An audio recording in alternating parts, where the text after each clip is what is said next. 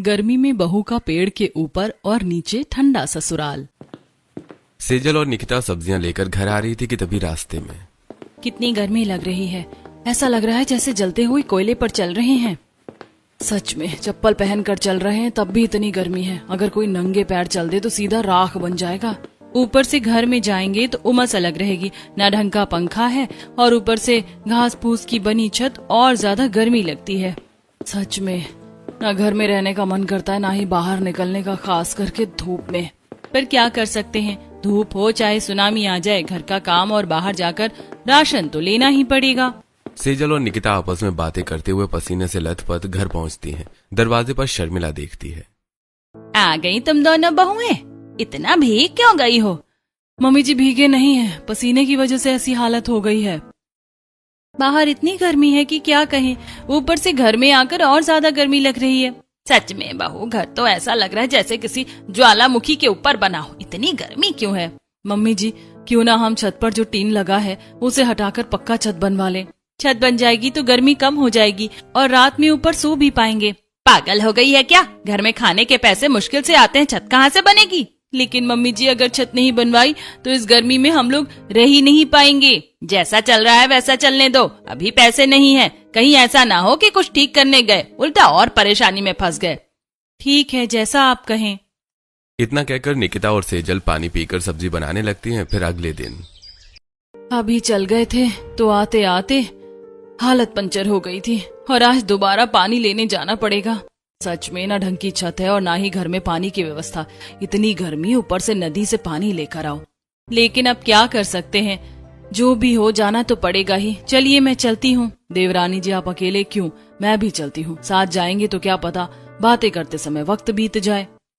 सेजल निकिता दो दो मटके को उठाती है और नदी से पानी लेने के लिए चल पड़ती है। कुछ देर बाद नदी तक पहुँचती है। हे भगवान, मैं तो बहुत थक गई यहाँ तक आकर।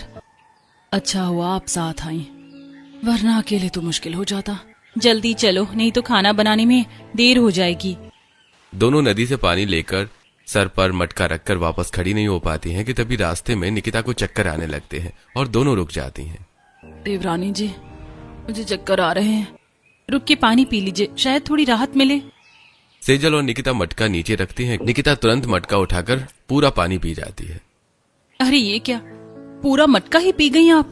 क्या करूं, इतनी प्यास लगी थी पता ही नहीं चला। चलो बाकी मटके लेकर घर चलते हैं। दोनों 3 मटके पानी लेकर घर लौटती हैं। घर पहुंचते ही सेजल थक कर बैठ जाती है और 1 मटका पानी पी लेती है। तभी काजल वहां आ जाती है। भाभी आप लोग 2 ही मटका लेकर आए हो क्या? रास्ते में 2 मटका पानी पी गए, बहुत ज्यादा प्यास लगी थी। शर्मिला ये सुनकर परेशान हो जाती है। अगर ऐसे ही चलेगा तो घर कैसे चलेगा? मम्मी जी क्यों ना घर में नल लगवा ले, रोज पानी लेने नहीं जाना पड़ेगा। ठीक है, मैं सौरभ और नीरज से बात करूंगी। शर्मिला की बात सुनकर दोनों बहू थोड़ा आराम करते हैं और फिर खाना बनाने में लग जाती हैं। लकड़ियां भी नहीं जल रही हैं, इतनी गर्मी है। घर के अंदर बाहर से ज्यादा गर्मी है। दोनों मिलकर किसी तरह खाना बनाती हैं और पूरे परिवार को खिलाती हैं। कुछ दिन बाद और गर्मी बढ़ जाती है और एक दिन शर्मिला बाहर से लौटती है। अरे बहू 1 गिलास पानी दे दे, बहुत गर्मी है। हाँ मम्मी जी अभी लाई। निकिता पानी लाकर देती है और शर्मिला जैसे ही पीती है। अरे पानी भी इतना गर्म, थोड़ा ठंडा पानी नहीं है क्या? मम्मी जी फ्रिज नहीं है, मटके का ही पानी है। मटके का पानी भी इतना गर्म है? इतनी गर्मी पहले कभी नहीं थी। ऐसा लग रहा है जैसे तवा बाहर रख दो तो रोटी बन जाए और सूखी घास भी रख दो तो जल जाए। भाभी आज से कॉलेज की छुट्टी है, मैं भी घर के काम में मदद कर दूंगी। अच्छा हुआ, थोड़ी मदद मिल जाएगी। सही कहा, ऊपर से इस गर्मी में आप भी ना जाने कैसे कॉलेज जाती हैं, आने जाने में ही थक जाती हैं। पता नहीं पढ़ाई कैसे होती है। वही तो, गर्मी इतनी पड़ रही है कि देखो मई के शुरुआती दौर में ही छुट्टी मिल गई। सभी मिलकर घर का काम करते हैं और दिन रात गर्मी में संघर्ष करते हुए गुजरता है। फिर एक दिन रात को घर के मर्द जब काम से लौटते हैं तो अरे आगे सौरभ जी आप इतनी देर क्यों हुई भला? कुछ नहीं, बस आज काम ज्यादा था तो मालिक ने कहा कि ओवर टाइम करना पड़ेगा। थोड़े पैसे भी एक्स्ट्रा दे रहे थे तो हमने सोचा कि कर लेते हैं। सच में अगर पैसों की बात ना होती तो 2 मिनट और ना रुकते। रात में भी इतनी गर्मी लग रही है, न जाने आगे क्या होगा। चलिए परेशान मत होइए, आप लोग बैठिए, मैं खाना लगा देती हूँ। भाभी आज सब लोग बाहर ही खाना खाते हैं, कम से कम गर्मी तो थोड़ी कम लगेगी। और फिर बहुत दिनों से टॉमी से भी बातें नहीं की, उसे भी थोड़ी बहुत बातें कर लेंगे। ठीक है देवर जी, जैसा आप लोग कहें, हमें कोई दिक्कत नहीं है। आप लोग बाहर बैठे, हम अभी खाना लगाते हैं। कम से कम यहाँ बाहर घर से थोड़ी कम गर्मी लग रही है। सच में अगर हमारे पास ये घास और कुआल की छत नहीं होती तो हम लोग रात को सो भी नहीं पाते। घर में एक ही पंखा है, वो भी ऐसा लगता है जैसे और गर्म हवा फेंक रहा हो। हाँ, घर तो ऐसा लग रहा है जैसे किसी भट्टी में बैठ गए हों। सच में छत होती तो रात को ऊपर जाकर चैन से सो जाते। वैसे तुम दोनों खड़ी क्यों हो? हम सबके साथ खाना खाओ। हाँ बहू, आज से तुम लोग हम लोगों के साथ खाना खाया करो। गर्मी में इतनी देर से खाना सही नहीं है। शर्मिला की बात सुनकर दोनों बहुएं सभी के साथ खाना खाने लगती हैं और सभी लोग बातें करते करते खाना खाते हैं और धीरे धीरे रात का खाना खत्म होता है। फिर सब अंदर जाकर सो जाते हैं। इसी तरह दिन गुजरते हैं। हम लोग रोज रोज बाहर ही खाना खा रहे हैं। सच में बहू, इस गर्मी का तो कोई जवाब ही नहीं है। चलो आज भी बाहर ही बैठकर खाना खा लेते हैं। दोपहर है तो क्या हो गया, इस उमस से तो बचेंगे। बाहर ही ठीक है, अंदर तो उमस और ज्यादा बढ़ जाती है। ऊपर से ये सूखे हुए घास और परेशान करती है। सभी लोग फिर से बाहर बैठकर खाना खाते हैं और टॉमी कुत्ता भी उनके पास बैठ जाता है। भाभी, टॉमी भी हमारे साथ ही बैठ गया है, उसे भी कुछ दे दो। हाँ हाँ, बेचारा इतने दिनों से धूप में परेशान हो रहा है। सभी लोग टॉमी के साथ खाना खाते हैं और आपस में बातें करते रहते हैं। मैंने एक बड़े शौक से घर लाया था, लेकिन अब बेचारा भी इस गर्मी में परेशान है। सच में इस गर्मी ने सबको थका दिया है। वहीं ऊपर से आज तो कल से भी ज्यादा गर्मी है।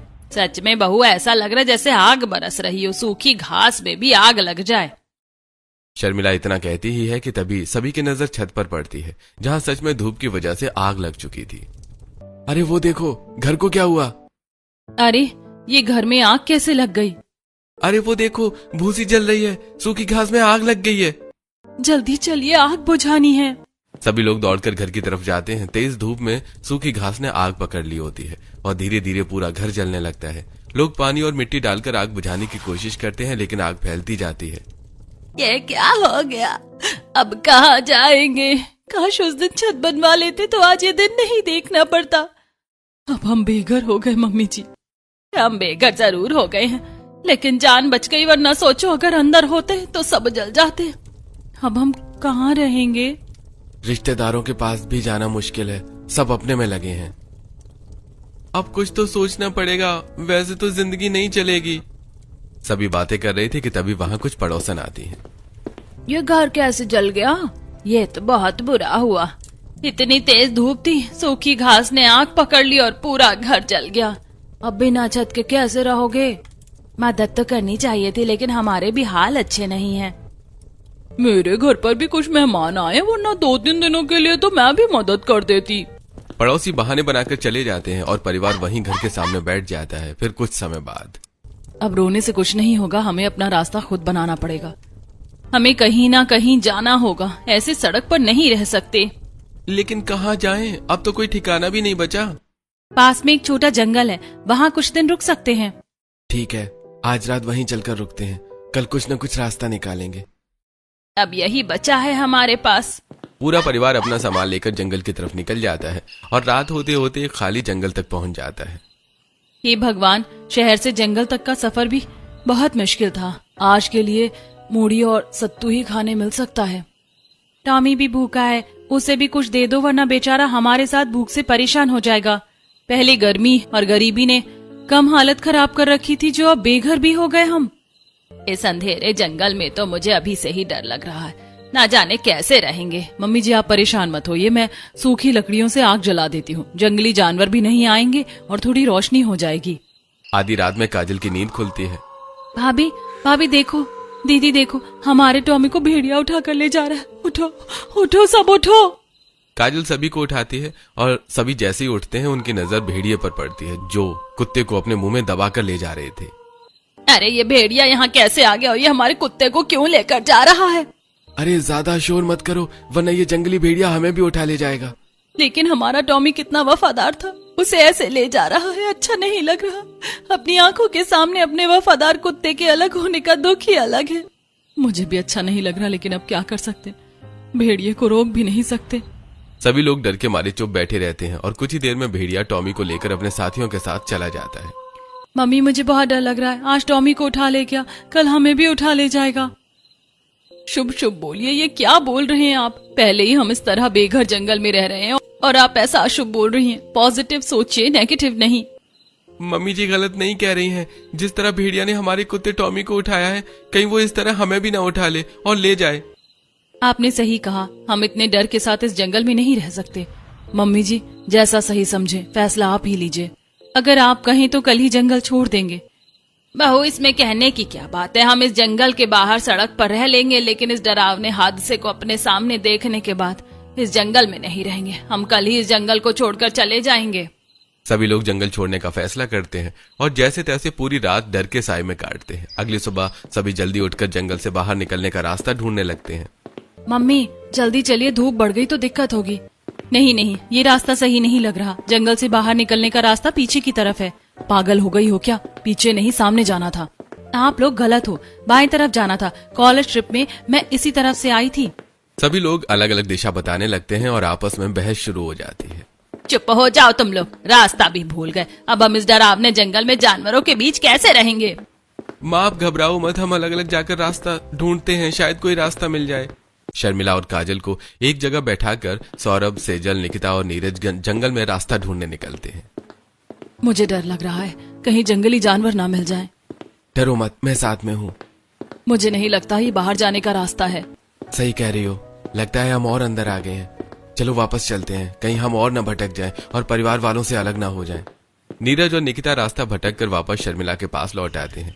दूसरी तरफ सेजल और सौरभ जंगल के अंदर जाते जाते अजीब आवाजें सुनते हैं। ये कैसी आवाजें आ रही हैं?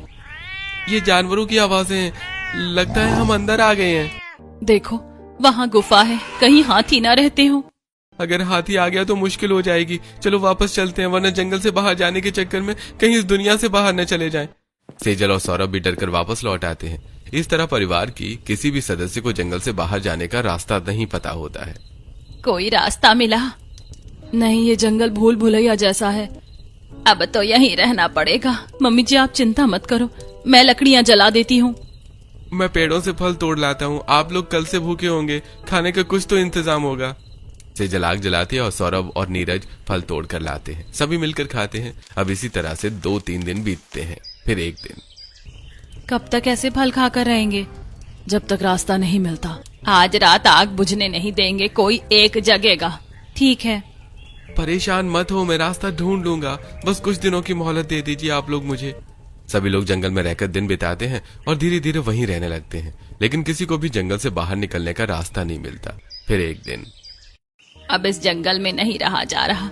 धूप में ऐसे लग रहा है जैसे हम कबाब बन जाएंगे। ये जंगल सच में भूल भुलैया है। अगर यहीं रहना है तो घर बनाना होगा। हम बड़े पेड़ के नीचे घर बना सकते हैं, वहाँ ठंडक रहेगी और पेड़ की छांव से धूप नहीं लगेगी। मतलब पेड़ के नीचे ठंडा घर। ये तो अच्छा विचार है। मैंने रास्ते में एक बड़ा पेड़ देखा था, चलिए हम सब वहीं चलते हैं। ठीक है, वहीं चलते हैं। हाथ पर हाथ रखकर बैठने से तो कुछ नहीं होगा। पूरा परिवार गर्मी और परेशानियों से तंग आकर जंगल में एक बड़े घने पेड़ के नीचे घर बनाने का फैसला करता है और उसी दिशा में चल पड़ता है। कुछ देर बाद पूरा परिवार एक बड़े घने पेड़ के नीचे पहुंचता है। अब हम लोग इसी पेड़ के नीचे घर बनाएंगे। हाँ हाँ देवरानी जी, अब पेड़ के नीचे ही घर बनाना पड़ेगा, इसके अलावा कोई चारा नहीं है।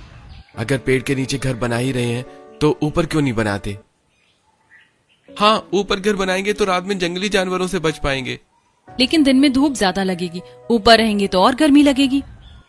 तो 2 घर बना लो, एक नीचे और एक ऊपर। हाँ भाभी, नीचे दिन में रहेंगे और ऊपर रात में सोएंगे। अरे हाँ, ये तो सही है। तो चलिए अब काम शुरू करते हैं। सेजल और निकिता लकड़ियां इकट्ठा करती हैं और पेड़ के नीचे और ऊपर घर बनाना शुरू करती हैं। सौरभ और नीरज भी मदद करते हैं। घर तो बन रहा है लेकिन ज्यादा देर टिकेगा नहीं। क्यों? घास से बांधा है, जल्दी टूट जाएगा। क्यों ना बेल के पेड़ की लताओं से बांधें, वो मजबूत होती हैं और लचीली भी। अरे हाँ, लेकिन बेल मिलेगी कहाँ? जंगल है, जरूर मिलेंगी, मैं और भैया ढूंढते हैं। सौरभ और नीरज बेल की लताएं ढूंढ कर लाते हैं और सभी मिलकर पेड़ के ऊपर और पेड़ के नीचे मजबूत घर बना लेते हैं। मम्मी जी देखिए, घर तैयार हो गया। बहुत अच्छा बनाया है, लेकिन हम इसके ऊपर चढ़ेंगे कैसे? हमने चढ़ने के लिए सीढ़ियां बनाई हैं, वो देखिए। लेकिन अगर पेड़ सूख गया तो? हम रोज पानी डालेंगे, पेड़ भी बचेगा और ठंडक भी देगा। हाँ, इससे ठंडी हवा भी मिलेगी और गर्मी कम लगेगी। आप लोगों ने तो कमाल कर दिया, पेड़ के ऊपर नीचे इतना शानदार घर। ये बात तो है। अच्छा चलो, अब रात हो रही है, अब सब घर के अंदर चलते हैं, वरना कहीं फिर से वो भेड़िया ना आ जाए। सभी लोग नए घर में जाकर आराम करते हैं और कुछ दिन ऐसे ही गुजरते हैं। आज फल क्यों नहीं मिले? शायद पेड़ पर फल नहीं थे। सुना है हाथी आकर खा जाते हैं। ऐसे तो भूखे रह जाएंगे। हमें कुछ और करना पड़ेगा, हर दिन इस तरह भूखे नहीं रह सकते। जंगल में क्या करेंगे? ना हमें बाहर जाने का रास्ता पता है और ना ही कुछ और। सेजल और निकिता सोच में पड़ जाती हैं और फिर क्यों ना हम खेती करें? क्या खेती? पेड़ों के बीज और टहनियां काफी हैं, इसका मतलब यहाँ की जमीन उपजाऊ है और उपजाऊ जमीन में थोड़े कम खाद के साथ भी खेती की जा सकती है। सही कहा देवरानी जी, ये ख्याल तो मेरे दिमाग में आया ही नहीं। अब हम पेड़ पर घर बनाने के साथ साथ खेती भी करेंगे, चूल्हा और बर्तन भी बनाना होगा। हाँ, अगर तुम लोगों ने खाना उगा भी लिया तो बनाओगी कैसे? सब हो जाएगा, पहले खेती शुरू करते हैं। हाथ पर हाथ रखकर बैठने से तो ज्यादा अच्छा रहेगा। सेजल की बात सुनकर सभी सहमति भर देते हैं और निकिता साथी से जल मिलाकर अगले ही दिन से खेती शुरू करती है। जमीन खोदकर बीज बो रही होती है। भगवान करे फसल अच्छी हो। पानी और खाद भी डालना होगा। पानी कहाँ से लाएंगे? पास में नदी है, लेकिन हर रोज जाना बहुत मुश्किल होगा।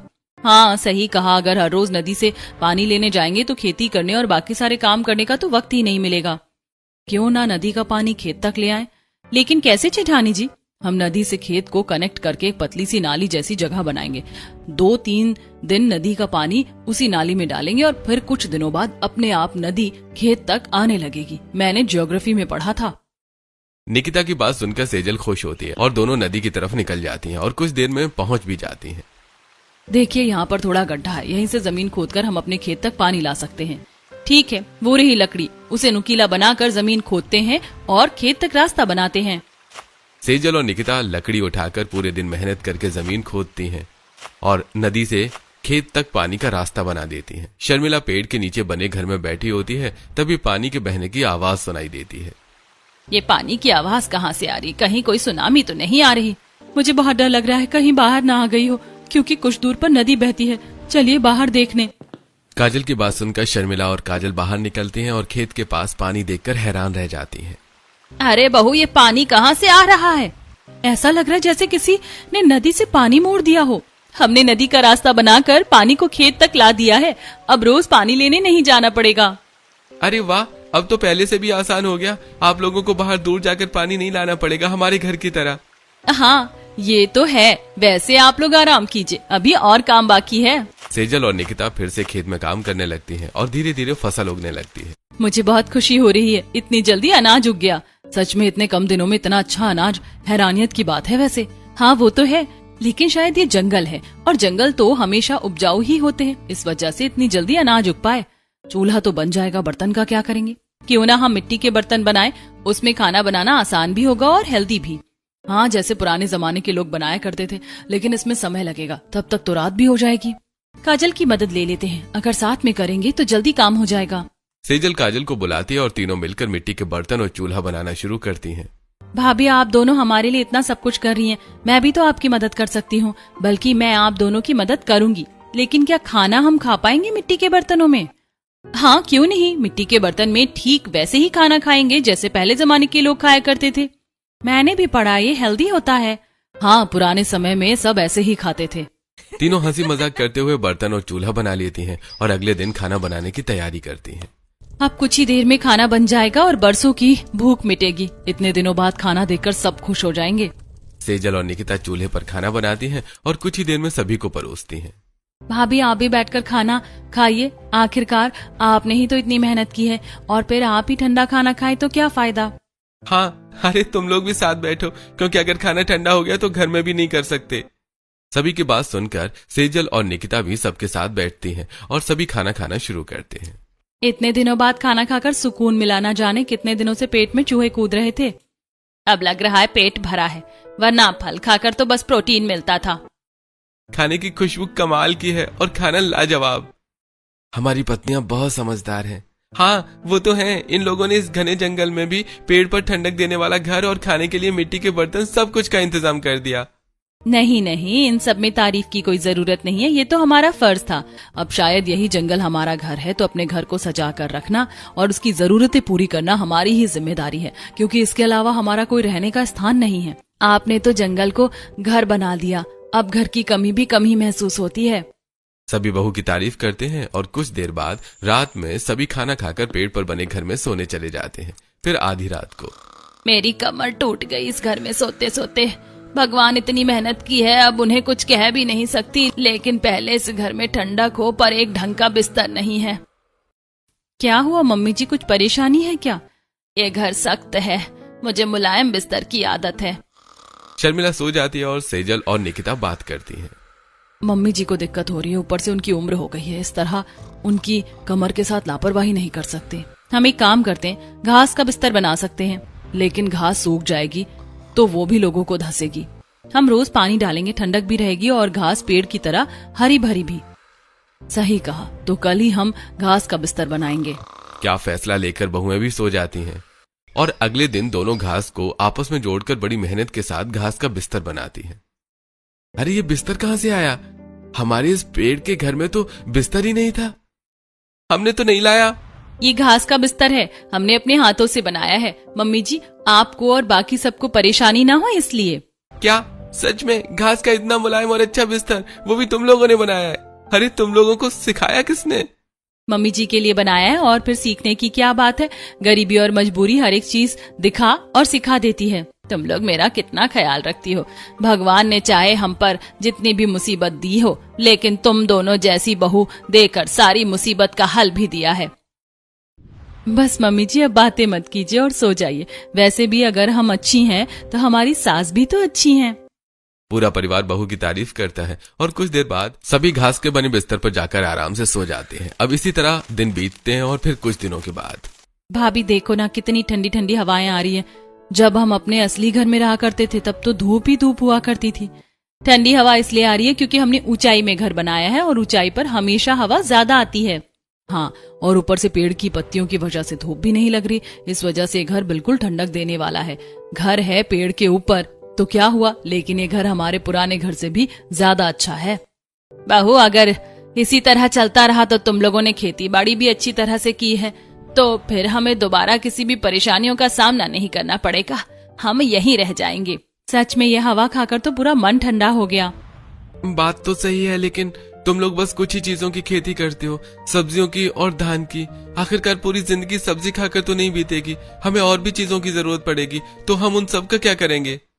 बात बिल्कुल सही है। अब तो कोई हमें काम भी नहीं देगा, लगता है हमें कोई और रास्ता अपनाना पड़ेगा। क्यों ना हम जो खेती करते हैं, जब कुछ दिनों बाद बहुत सारी सब्जियां हो जाएं तो हम उन्हें बेचें। सब्जियां बेचना कोई आसान काम नहीं है। हम सब्जियां कैसे बेचेंगे, वो भी जंगल में रहकर? अगर जंगल में इंटरनेट काम कर रहा है तो सब्जियां बेचना कौन सी बड़ी बात है। और आपको कौन बोल रहा है जंगल में बेचने? हम शहर में जाकर बेचेंगे, ताजी सब्जियां अच्छे दाम में बिकेंगी। हाँ, बात तो सही है, क्योंकि इस गर्मी में सब्जियां सड़ी गली आती होंगी। जब तुम लोग ताजी सब्जियां बेचोगे तो अच्छा मुनाफा भी होगा। हाँ ठीक है, कल से ही मैं सब्जियां बेचने जाऊंगा। अगर ऐसी बात है तो क्यों ना मैं भी जंगल के फल बेचने लगूं। वैसे भी अभी आम का मौसम है, कच्चे आम से लेकर जामुन सब बिकेंगे। सभी लोग अगले दिन से सब्जी और फल बेचने का फैसला लेते हैं और अगले दिन सौरभ ठेला लेकर और नीरज फल लेकर तैयार खड़ा होता है। हमने फल तो ले लिए हैं, लेकिन बाहर जाने का रास्ता नहीं पता। हाँ, हमने पहले भी बहुत कोशिश की थी, लेकिन रास्ता नहीं मिला। अब क्या करेंगे? मेरे पास एक आइडिया है। ये जो नदी है, ये वही नदी है जहाँ से हम पहले पानी लाते थे। हाँ, मुझे याद आया, इसका मतलब ये रास्ता शहर की तरफ जाता होगा। आप लोग इस नदी के रास्ते से जाइए, जरूर बाहर पहुँच जाएंगे। अरे वाह बहू, ये तो हमने सोचा ही नहीं। अगर ये पहले सोचते तो उसी दिन निकल जाते। सौरभ और नीरज नदी के रास्ते चलते हुए शहर पहुँच जाते हैं। वाह भैया, फाइनली हम लोग बाहर आ गए। हाँ चल, अब तो फल बेच, मैं सब्जी बेचता हूँ। दोनों अलग अलग जाकर फल और सब्जियां बेचने लगते हैं। सब्जी ले लो, सब्जी, ताजा ताजा सब्जी ले लो। फल ले लो अच्छे, कच्चे आम, जामुन सस्ते में, अच्छे फल ले लो। ताजी सब्जियों और फलों की वजह से लोग खरीदने लगते हैं और धीरे धीरे घर में पैसे आने लगते हैं। अरे बच्चों, आज तुम लोग ये आटा चावल कहाँ से ला रहे हो? माँ, आज अच्छी बिक्री हुई तो हमने सोचा थोड़ा राशन भी ले आए। अब कब तक सब्जी रोटी खाएंगे? हाँ, और बिना नमक के खाना भी अच्छा नहीं लगता, आज से नमक डालकर खाएंगे। सौरभ सामान देता है और निकिता और सेजल मिलकर खाना बनाती हैं और सभी साथ बैठकर खाते हैं। सच में यहाँ का पानी भी ठंडा है और खाना भी बहुत टेस्टी है। हाँ, वरना पहले घर का खाना दवाई लगता था। जंगल में हर एक सुविधा दोनों भाभीियों ने बना दी है। नहीं नंद जी, अभी सब नहीं हुआ है। आपकी पढ़ाई रुकी हुई है, हमें आपको ग्रेजुएट करवाना है। हाँ, हम ये जिम्मेदारी नहीं भूलेंगे। जल्द वो दिन आएगा जब हम पैसे जमा करके आपका एडमिशन करवाएंगे। सभी साथ खाना खाते हैं और समय बीतता है। गांव में पड़ोसी बात करते हैं। अरे बड़े दिन हो गए, वो लोग दिखाई नहीं देते। हाँ, जब से उनका घर जला है तब से नहीं दिखे। लेकिन कल उनका बेटा सब्जी बेचते दिखा था। तो आज जरूर आएगा, चलो मिलते हैं। पड़ोसी सौरभ और नीरज से मिलते हैं। काकी, अब हम जंगल में रहते हैं। हाँ, हमने पेड़ पर घर बना लिया है। क्या जंगल में? अगर जंगल में रहते तो अब तक जंगली जानवर तुम लोगों को खा जाते। अरे नहीं नहीं काकी, हमें झूठ बोलने की क्या जरूरत है। दरअसल हम लोग गर्मी में पेड़ के ऊपर ठंडा एक घर बनाकर रह रहे हैं और उस घर में बहुत ठंडक है। हाँ, इतनी ठंडक जितनी शायद ही कूलर या पंखे से आती होगी। क्या गर्मी में पेड़ के ऊपर रहना हलवा थोड़ी ना है? अगर ऐसी बात है तो हम भी देखने आएंगे तुम्हारा जंगल में पेड़ के ऊपर बना घर। हाँ हाँ, क्यों नहीं, आप आज ही जंगल जाइए, वहाँ आपको हमारा घर जरूर दिखेगा। सौरभ की बात सुनकर तीनों पड़ोसन पेड़ पर बने घर को देखने के लिए उत्सुक होकर जंगल की राह पर निकल पड़ती हैं। वहीं जंगल में सेजल और निकिता खेती का काम कर रही होती हैं। देवरानी जी, मैंने धान काट लिए हैं, आप जरा इन्हें अलग कर दीजिए। हाँ, अलग करने से पहले हम इस जगह दूसरे बीज बो देते हैं। एक काम करते हैं, गर्मी है तो गन्ने बो देते हैं। हम गन्ने खाएंगे तो हमें डिहाइड्रेशन भी नहीं होगी और गन्ने यहाँ अच्छे से उग भी जाएंगे। हाँ, सही कहा। निकिता धान बांधने लगती है और सेजल बीज बोने लगती है। तभी पड़ोसन वहाँ पहुँचती है। चलो चलो, अब इनके घर देखने मिलेगा। झोपड़ी में रहते होंगे जरूर। हाँ, और नहीं तो क्या, भला पेड़ पर कोई अच्छा घर थोड़ी ना बना सकता, घास फूस डालकर जैसे तैसे रहते होंगे। तीन पड़ोसन जैसे ही आगे आती हैं, पेड़ पर बने घर, नीचे बहती नदी और आसपास की हरियाली देखकर हैरान रह जाती हैं। क्या सच में मैं खुली आंखों से सपना तो नहीं देख रही? अरे नहीं नहीं, ये सपना नहीं बल्कि हकीकत है। अरे आंटी जी, आप लोग तो हमारी ही पड़ोसन है। आइए आइए, घर के अंदर भी आइए। क्या सच में ये तुम्हारा ही घर है? हाँ, उस दिन किसी ने हमारी मदद नहीं की, इस वजह से हमें जंगल आना पड़ा। और जब जंगल में रहना था तो घर तो बनाना ही पड़ता। चलिए, हम आपको अपने पेड़ के ऊपर बने घर को दिखाते हैं। हाँ हाँ, जल्दी, हमें देखने की बहुत उत्सुकता है। निकिता और सेजल सभी पड़ोसनों को पेड़ के ऊपर बने घर के अंदर ले जाती हैं, जहां घास के बने बिस्तर, मिट्टी के बर्तन, लताओं की रस्सी और लकड़ी की कुर्सियां रखी होती हैं, जिन्हें देखकर सभी हैरान होती हैं। ये घर देखकर तो हमारा भी मन कर रहा है कि हम यहीं रह लें। यहाँ कितनी अच्छी हवा है और घर भी कितना सुंदर है। देखिए, आप यहाँ रह तो नहीं सकती, लेकिन अगर कभी आना चाहें तो हमेशा स्वागत है। फिर पड़ोसन तारीफ करके वापस चली जाती हैं और समय बीतने लगता है। एक तरफ सौरभ और नीरज सब्जी साथ ही फल बेचकर घर में पैसे लाने लगते हैं, तो वहीं निकिता सेजल अपनी जुगाड़ से सारी परेशानियों को दूर करती है। माँ, आज हमारे पास सब कुछ है और इतने पैसे भी कि हम बाहर घर खरीद सकते हैं, तो क्यों ना आज से हम बाहर रहें? नहीं, बुरे वक्त में इस पेड़ पर बने घर ने हमारा साथ दिया है और ना जाने कितने महीने हम यहाँ रहे हैं। अब हम इसे छोड़कर कहीं नहीं जाएंगे। हाँ, और फिर सारी दिक्कतें भी दूर हो गई हैं। नंद जी भी यहाँ से पढ़ाई कर पा रही हैं। इसके बाद पूरा परिवार खुशी खुशी पेड़ पर बने घर पर हमेशा के लिए रहने लगता है।